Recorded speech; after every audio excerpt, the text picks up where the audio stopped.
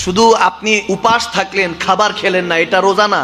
রোজা মানে হলো চোখের হেফাজত করতে হবে, কানের হেফাজত করতে হবে, জুবানের হেফাজত করতে হবে। দুই তিনজন খাতুন আমার নবীর কাছে এসেছেন, বুখারী শরীফে হাদিস, হাযা হাদিসুন সহিহ। দুইজন মহিলা এসে বলতেছে, ইয়া রাসূলুল্লাহ, আমরা রোজা রেখেছি। বলে, তোমরা কি রোজা রেখেছো? তোমাদের মুখ থেকে গোশতের ঘ্রাণ আসতেছে। নাউজুবিল্লাহ পড়েন। বলে, গোশতের ঘ্রাণ আসতেছে। তখন আমার নবীজি বলতেছে, তুমি তোমার বোনের ভাইয়ের গীবত করে এসেছো। নাউজুবিল্লাহ পড়বেন না? আমাদের দেখা যায় রোজা রাখি, কিন্তু আমাদের মুখ দিয়ে চগলখড়ি বের হয়, অন্যের সমালোচনা। আপনাকে রোজা পালন করতে হবে, লাআল্লাকুম তাত্তাকুন। আল্লাহ যে বলেছেন আপনাকে মুত্তাকিন হতে হবে। মুত্তাকিন মানে পরেজগার, নেককার। নেককার যে ইবাদত করে, পরেজগার যে গুনাহ থেকে নিজেকে হেফাজত করে। সুবহানাল্লাহ বলে। সাহাবায়ে রাসূলুল্লাহ যে বলতেন, ইয়া রাসূলুল্লাহ, যদি আল্লাহ সারা মাস রমজান রাখতো কত ভালো লাগতো। দেখবেন রমাদান মাহিনাটা আসলে আবহাওয়াটাই চেঞ্জ হয়ে যায়, কেমন জানি সমস্ত কিছুর মধ্যে একটা অনুভূতি, ভালোবাসা কাজ করে। সুবহানাল্লাহ বলবেন না?